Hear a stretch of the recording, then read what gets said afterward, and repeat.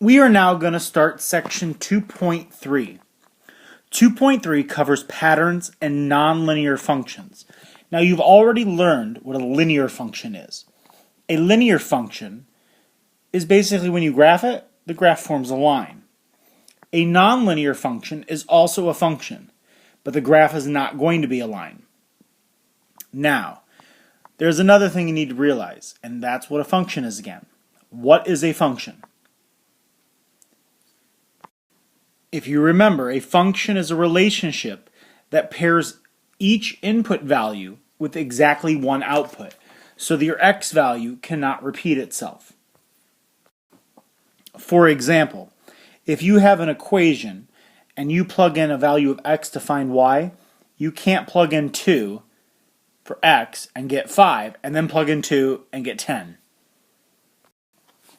That would not be a function.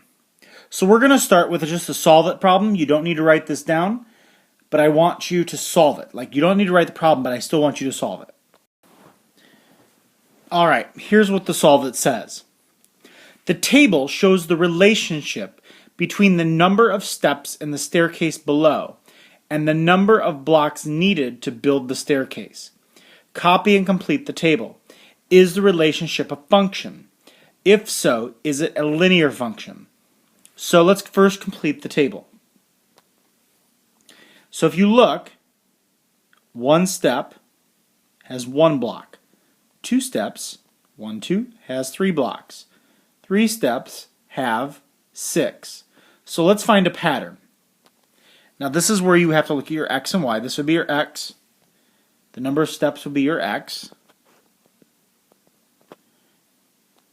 I'm going to change this to white. Hold on.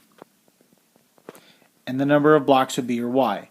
So your x values increase by 1. Now what about your y values? From 1 to 3, that increases by 2. From 3 to 6, that increases by 3. So what do you think this next pattern is going to be? Plus 4. Then this is going to be plus 5. So if you add 6 plus 4, that's going to give you 10. So your ordered pair would be 4, 10. And then if you added 5, 10 plus 5 is 15, that would give you 5, 15. So here's what the question asks. Is it a function? Well, let's look. Do any of our numbers, if you plug in 1, do you get 2 different values? So if I plug in 1, am I going to get more than 1 output? No. Each input gives me 1 output, and that's okay. So it is a function. So is the relationship a function? Your first answer would be yes. The next answer, if so, is it a linear function? Well, this is where you have to graph. If you graph this, now I'm going to make a rough graph. Your graph is going to look something like this, and I'm going to make it really small at the bottom. You're going to do 1, 1, 2, 3, 3, 6, 4, 10. It's going to look something like that. It's going to curve a little bit. Therefore, it is not a linear relationship. Here's the easiest way if you know what you have as a linear relationship. If your y value is increasing or decreasing by the same amount every time, then it's a linear function.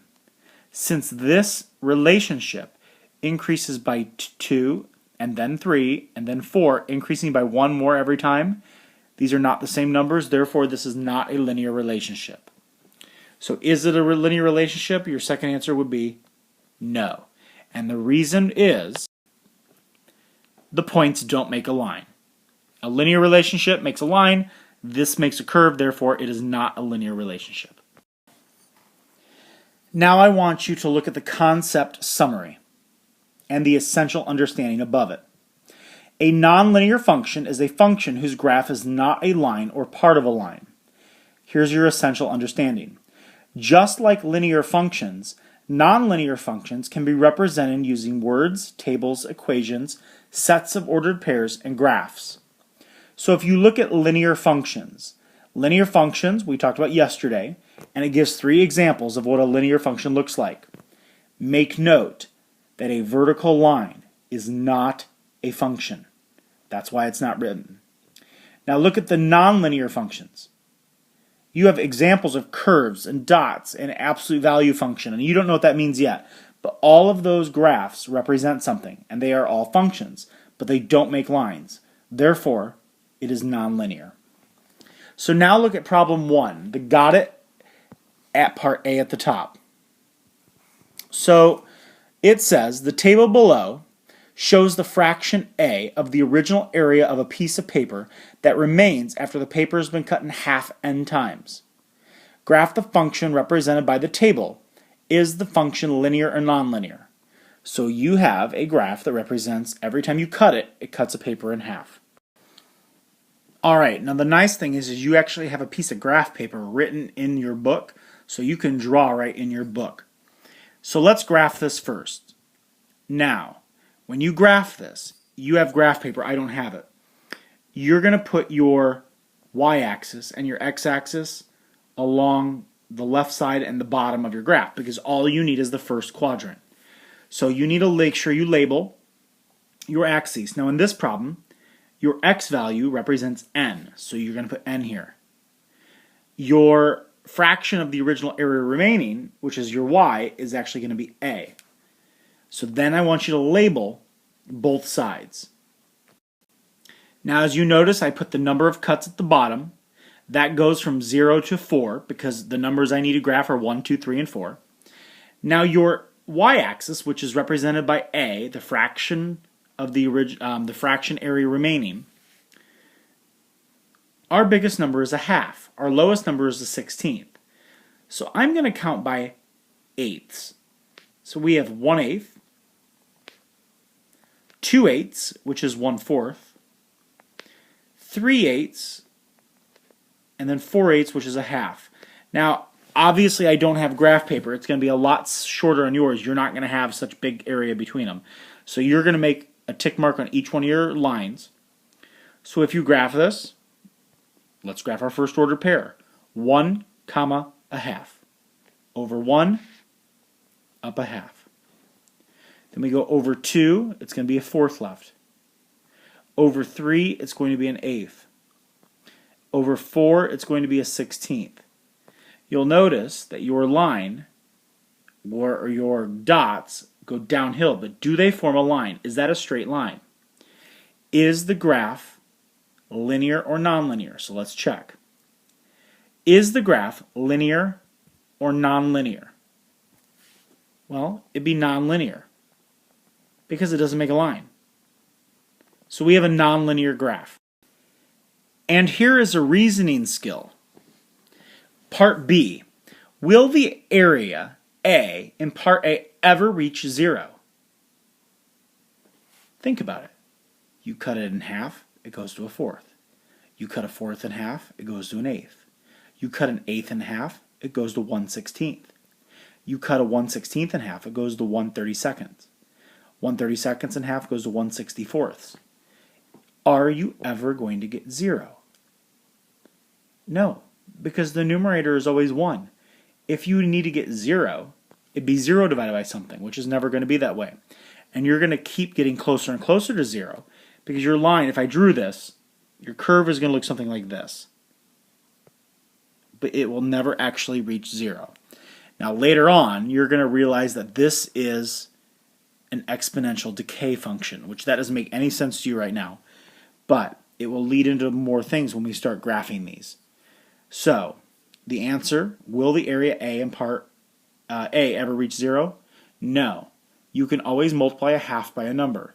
The denominator of the fraction will get larger, but but it will never approach 0 because you're never going to get 0 on the top of your fraction. Now let's look at the practice A problem. The cost C in dollars for pencils is a function of the number of pencils purchased. Every time you buy pencils, the cost goes up for the total cost. The length L of a pencil in inches is a function of the time T in seconds it has been sharpened. So the longer the pencil sharpener is sharpening the pencil, the shorter your pencil is going to be.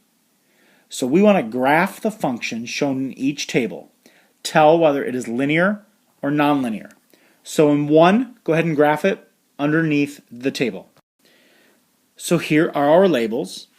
We have the number of pencils, N, which is your input, and the cost, which is your output. So if we looked at our number of pencils, we have to go from 6 to 30. Now, it is important to understand that those increase by 6 every time. So we actually could count by 6s. 6, 12, 18, 24, 30. If you wanted to count by 5s, you could count by 5s. If you want to count by 2s, you can count by 2s. Now, I did not just put those numbers here because that's what was in the chart. You cannot just, like if the numbers were 1, 5, 9, 10, 11, a whole bunch of different numbers, you can't just write those numbers down. Your increments have to go the same distance between each other. So if you count by 2s, you can't go 0, 2, 4, 6, and then go 7, 8. You have to be consistent in your increments as you label an axis. So now our cost goes from 1 to 5, so I can just go 1, 2, 3, 4, 5. 1, 2, 3, 4, 5. So if we graph this, number of pencils, 6 pencils will cost $1. 12 pencils cost $2. 18 pencils cost $3. 24 pencils cost $4. And 30 pencils cost $5. Is this linear? Absolutely. Why? Because it makes a line. Now let's graph the last one, number 2. All right. So I'm counting by 3s. I'm going 3, 6, 9, 12, 15. Length. All right. This is something new that I'm going to teach you in a graph. You're going to love this. If you look at the length, which is your L, you're noticing that you only are graphing 7.5, 7.5, 7.5, 7.5, 7.4, and 7.3. Now, it would make no sense to go from 0 all the way up to 7 because you're going to have all these extra numbers with nothing there. So I'm going to show you how you draw a break. Since you have to go to 7, you can skip all the numbers from 0 to 6. It's the same thing like if you had a graph and your graph started at 75 on the y-axis, you can skip all of those numbers. So what I'm going to do is I'm going to erase, never mind, it won't let me erase, but you're going to draw a break. And a break looks like this. So if you actually are drawing your axis, it look like this. And that's a break, which means you can actually skip a whole bunch of numbers. And then I want to go to 7. Now you're going to have to be consistent. You cannot have a break, another break, or a break between numbers. It has to be a break right at the beginning, and then I count by 1, 7, 8, 9, 10. Or you count by 5s, 5, 10, 15, 20, or whatever, but you can draw a break. So here we go, let's graph. 0, 7.5, 3, 7.5, 6, 7.5, 9, 7.5, after 12 seconds, 7.4, after 15 seconds, 17.3. Now, is that a line? No, it starts off as a line, but then it curves a little bit. So this one would be non-linear. All right, you do not need to write this one down, just pay attention. The next part of your book is to represent patterns in nonlinear functions. So you are going to actually represent them using a table and a graph. So here's our table. Our table shows the number of blocks in each figure below as a function of the number of blocks on one edge. So here we have there's one edge, there's one block. Here there's 2 blocks on an edge. Here there's 3 blocks on the edge. And so 1, 2, 3, 4, it keeps increasing by 1. But then in the total figure, there's 1 block. When you have 2 block edges, you have total 8 blocks, and 3, and so on. This requires thought, and it'll just get easier with practice. So what's happening every time? What's your pattern?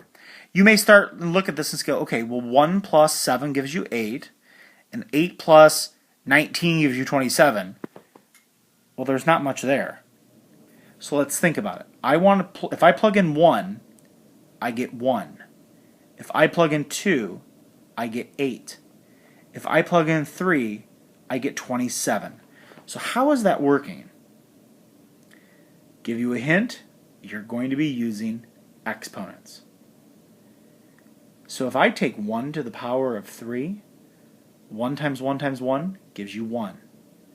2 to the power of 3, 2 times 2 times 2 gives you 8. 3 times 3 times 3 gives you 27. So the next one is going to be 4 to the third power. 4 times 4 times 4, that's going to give me a value of 64. 5 times 5 times 5, 5 to the third power, that's going to give me 125. So if you graph them, that will give you 4, 64, and 5, 125. Now, if you graph this, I have rewritten the ordered pairs. Now, you don't need to write this down. I'm just kind of showing you how this works. So if we graph this, we only need the positive quadrant, quadrant 1. We have our x, remember, what is that? That's the number of blocks on an edge. So I would label that down here on your x-axis. Your y-axis is the total number of cubes. So remember, right here, 1, 2, 3, 4, 5. All I need to do is 1 through 5. 1, 2, 3, 4, 5. Then we have 1 all the way to 125. So how do you want to number this? I'd number by 50s. You could number by 25s. You could number by whatever you'd like.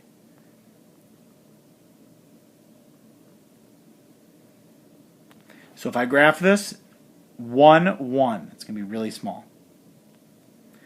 2, 8. 3, 27. 4, 64. 5, 125. Notice what's happening. It's going to start growing fast. And therefore, it's not a linear function. So the last step is to look to see what we did. Well, if you remember, we take whatever the x is. What do? We take whatever the x value is, and we cube it. We take it to the third power. That is your equation. Y equals x to the third power.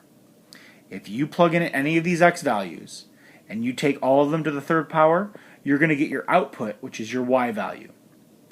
So, in words, the total number of blocks, which is represented by y, is the cube of the number of blocks on one edge. That's if you put it into words.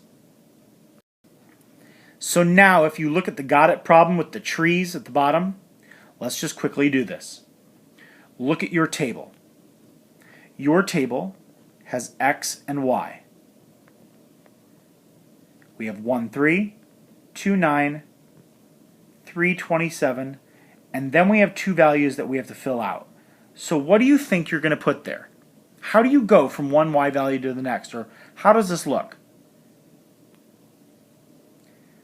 You should notice that if you go from 3 to 9, that's timesing by 3.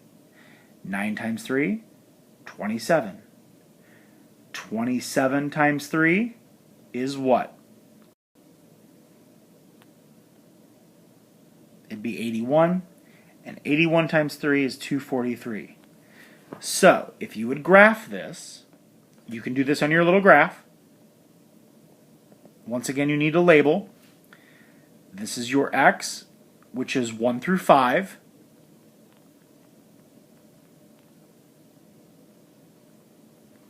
And then we have the number of branches, which is y. But remember, and you'd actually put the labels on there. Y would be the number of new branches, and this is the number of figures that we have. So, what do we have to go by? We have to go from 3 all the way to 243. So I'm going to count by 50s. 50, 100, 150, 200, 250. So if you graph these, 1, 3, 2, 9, 3, 27, 481, 5, 243. And your graph would curve upward. This is a nonlinear function. And then let's think about what we're doing. Y equals. This takes thought. This is not easy. How would you write your equation? Some of you may think, oh, I'm going to put 3x. No. Because if 3x, you would take 1 times 3 and get 3. 2 times 3 and get 6. 3 times 3 and get 9. 4 times 3 and get 12. That doesn't work. So what do you get? You would get y equals. You are multiplying by 3 every time. If it helps you, this is probably what you should think of. 3 to the power of 1 gives you 3. 3 to the power of 2 gives you 9. 3 to the power of 3 gives you 27. 3 to the power of 4 gives you 81. 3 to the power of 5 gives you 243. So, what are all of these right here? The 1, the 2, the 3, the 4, and the 5? Your exponents are your x values. So the exponent is your x. So your equation would be y equals 3 to the x power. And that is your equation. And so in words, you would say y is the number of branches is 3 raised to the xth power.